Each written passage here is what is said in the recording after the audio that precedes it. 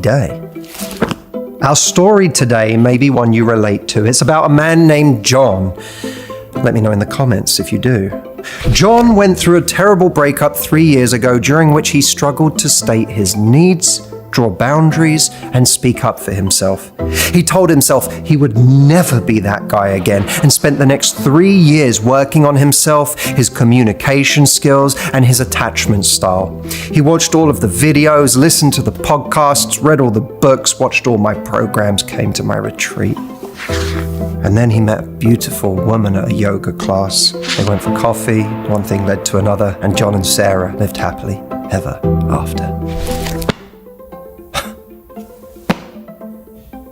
That's not how the story ended, is it? Because John isn't in this book. This book is nothing but a prop. Here's what really happened. One day, John met a woman in his yoga class. They went for coffee. It lasted 5 hours. It turned into dinner. She was receptive, warm. She liked John. But after 2 great dates and tons of texts in between, Sarah went quiet. John messaged her on a Saturday afternoon saying we should try that new coffee shop if you're down, and then didn't hear from her until Sunday evening. He got triggered. He suddenly remembered all of those times in his previous relationship that he hadn't spoken up right before he learned that his ex had cheated on him. So he decided this time he would assert his boundaries, and he fired off a text message. If you didn't want to see me again, fine, but ghosting is very cowardly.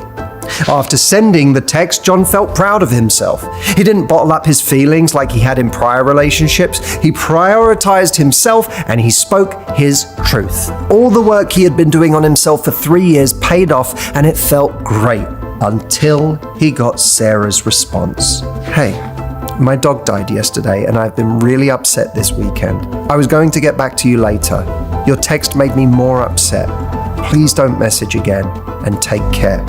It was only in hindsight that John realized he had overreacted to one missed text with a woman he had only seen twice. That he should have asked what was wrong before drawing the boundary, or at least waited longer for her response. He realized how quickly he lost a great connection, a connection that seems so hard to find in the age of dating apps. He realized an apology wasn't feasible because messaging her again would cross her "please don't message me again" boundary. And so began John's dwelling. In case you are just learning this fact, I'm Matthew Hussey. I've been a relationship coach for nearly 20 years. Subscribe and like this video, and let's get started by breaking this situation down in the analysis chamber. Before we get into the analysis, let me just start by doing some things that people with glasses do.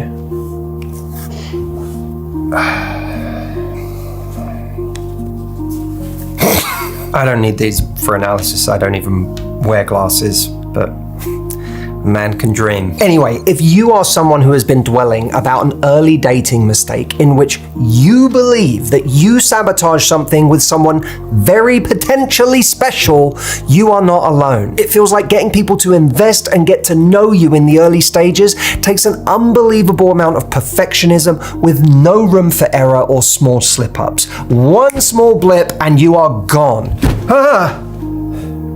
There is one key thing that makes early dating situations unique. Sarah did not know John well enough to know about all of his other great qualities. That he's the type of guy who, if he knew Sarah's dog had died, would bring her flowers and support her through her grief. There hadn't been an established connection for her to excuse his sharp text as John just having a bad day or getting triggered by a bunch of historic wounds. John was not a 3-dimensional character to her yet. In fact, Sarah slammed the door shut based on her prior experiences with men who were aggressive, and decided that John must have been the same. Slamming the door shut wasn't necessarily a reflection of John's one text, or even necessarily a rejection of John. It was about Sarah's own patterns and having a history of shutting things down at the first sign of friction. John sent the text he sent because of his prior experiences of not standing up for himself and overcorrecting in the wrong situation, seeing Sarah through the same lens he saw his ex who had cheated on him. Both John and Sarah reacted to their history, not to the person in front of them. That is what can make early dating mistakes so easy to dwell on. So, in these situations, Here is how to overcome the constant replaying of events in your mind. We have to recognize that while our catastrophic thought is that in early dating, someone has rejected me without really knowing me based on a mistake we've made, that same thought can actually be the pressure valve to this whole situation, because it makes us realize that the idea that we would have been right for this person and they right for us had we not made this one mistake is an extraordinary act of projection about the rightness of this relationship. It assumes that there wouldn't have just been something else a week later that meant that one of you decided the other one wasn't right. It assumes that there wouldn't have been a fight that you would have a year into the relationship that meant the relationship didn't work, or that you didn't see something in each other's deeper character or just the way that you are in your personalities that made you incompatible, that had nothing to do with a mistake that you could change. It had everything to do with how compatible you actually were. We have to get out of this idea that this person we barely know, who we've only been on a couple of dates with, if that, was our perfect person had we not made this mistake. Now look, you may be thinking, yeah, but I did have a great connection with this person. I never meet anyone great, and I haven't met anyone I really liked in years, and then I met someone who I didn't just like, they seemed to like me back until this one moment. And how am I going to find that again? That is all coming from a place of deep scarcity, because right now my love life is not creating the kind of opportunities that are making me feel abundant. So the second thing we have to do, become abundant again in our love lives. We have to have an abundant mindset that says this is not the only person in the world. We are getting trapped in this idea that we just screwed it up with the only one we had. We have to start saying, if I am scared that I'll never meet anyone else again, that doesn't mean that person was the right person. That means that there is something that's gone wrong in the ecosystem of my love life. That means there are no new people coming through. I have no trust that I'm going to meet anyone else. Instead of saying, how do I remedy it with this person? Saying, how do I remedy the situation in my life that means there are so few people coming through that I feel like this is the only person I could have made it work with. And by the way, if you are listening to this going, but Matthew, I literally do not create opportunities in my love life. It feels like there are so few opportunities for anything real to come along. I have a training for that. It is called Dating with Results. It will take you 90 minutes to watch. It's completely free. I've had over 1 million people come through it, and it will literally show you how to multiply the opportunities in your love life so that never again do you get fixated on one person being the only good option for your love life. This is one of the things that helps us move on. I will leave a link below. It is datingwithresults.com. Go watch that after this video if you want more options in your love life.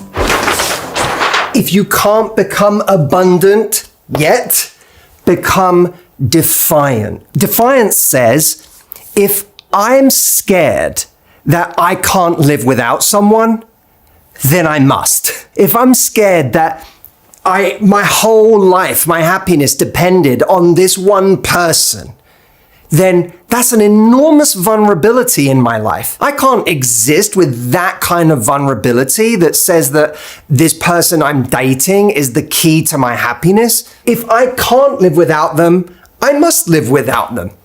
If I can't lose them, I must be able to lose them, because no one can have that amount of power in my life. If you can't become abundant, if you can't believe that someone better is coming right now, if you can't believe that another option is on its way, at the very least have the defiance that says, if I'm scared I can't lose that person, then it's the most important thing in the world right now to show myself that I can lose this person and still be happy. Now look, this next part is a part that none of us like hearing, but I'm going to put a twist on it that is going to make it something you want to hear. In these situations where we make a mistake, especially if it really was our mistake, We take the time to learn what we can. None of us want to hear this because in the moment where we make a mistake, we don't want to be told there's a great lesson in here. We don't want it to be a growth moment. We want the person that we just sabotaged it with. We want to have a time traveling device that allows us to go back and undo that mistake because it hurts.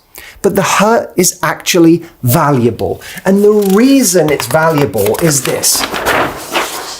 When something genuinely stings, that is our best shot at changing something for ourselves. Now, before you hear that and you think, this point sucks, because it just means that I've got to turn this into a learning lesson for myself. It means that there is a part of it that I genuinely need to own and now focus on growing.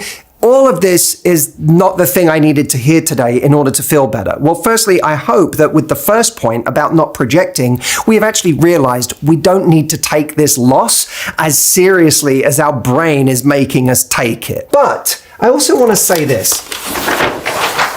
Usually when we make a mistake, there's a combination of our actions and their actions that means that it goes south quickly.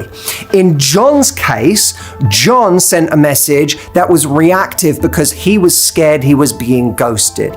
What he was met with was someone who had their own avoidant tendencies because they were scared of someone being too aggressive. And all of a sudden, she didn't say, hey, it's really unfair that you said that because my dog just died and I'm in a bad place, which would have given him a chance to apologize. Instead, she said, don't message me again. And she just bolted as a result.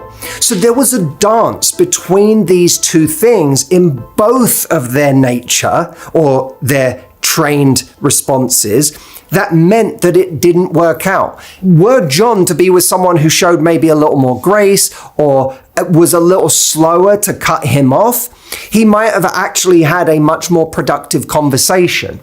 So when we are learning our lesson, we have to own our part, but not their part in the equation. And very often we don't give enough credit to someone else's part in the equation of why it didn't work out. And the other thing I want to say that's going to make you feel better is this. They are a stepping stone. If we consider the first point I made about not projecting in this situation, not thinking that this was our only shot at love, if instead we realize that there are many people we could be happy with, and ultimately the person that we end up being happy with is the person that we meet at the right level of healing ourselves, and someone who, when we meet them at our stage of healing, understands that we are at that stage of healing and is able to create the space for who we are in that moment. The question of whether it could have worked with this person is kind of irrelevant. It doesn't actually matter that much because there are lots of people it could work with. The person that it does end up working with is the person that we meet in the right state at the right time, both on our part and on their part. And when we find that person, we will look back on this and laugh at the idea that we had blown up our entire happiness by making this one mistake with this one person. The last point I want to make in this video is about one key word. Reactivity. I know that so many of us want to fix something with someone we've blown it with. We want to tell them that they're wrong for letting us go. We want to sell them on a relationship with us, on trying again. The worst thing we can do is come from a place of anxiety and high stress and scarcity and fear. All of that is reactivity. And when someone senses our reactivity, what they sense is a need for a certain result to happen, and that we're sending a certain message to try and manipulate the situation to get the result we want. That might mean instead of sending Sarah a message saying, I'm so sorry, please don't give this up. I think we have something really special. I have really strong feelings for you, blah, blah, blah, blah, blah, all of which is reactive. Instead, he says, hey, I am so sorry. I misjudged the situation. I came from a reactive place.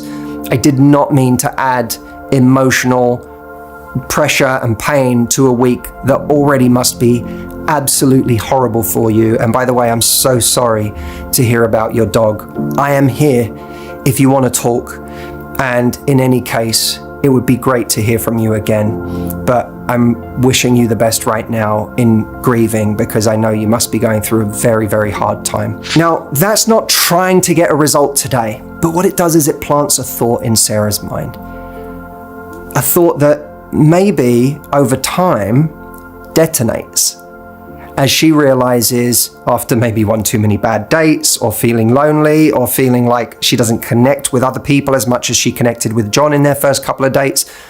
Oh, maybe I oversimplified John. Maybe I underestimated John. And actually ends up flipping it, because John is terrified that he's lost someone with a ton of potential. The more she thinks about John's reaction to his mistake, the more she might wonder about the potential she has lost out on. And she may just give John that text or that phone call that he wanted back when he was scared of losing her. If this video is speaking to you, but you realize that you are still in too much of a reactive state to be able to trust the words that would come out of your mouth right now with somebody, I want you to do two things. Go to askmh.com and ask Matthew AI to help you regulate your emotions where you are right now. And once you're regulated, ask Matthew AI, what are some good texts or things I could say on the phone to this person that would help me say what I really want to say from a calm and abundant place. You can go and try it out at askmh.com. If you've never used it before, you can try it for free, and leave me a comment below. I'm enjoying reading your comments so much this year. There's an amazing community that's been forming this year. I want to keep it going. I will be in the comments section.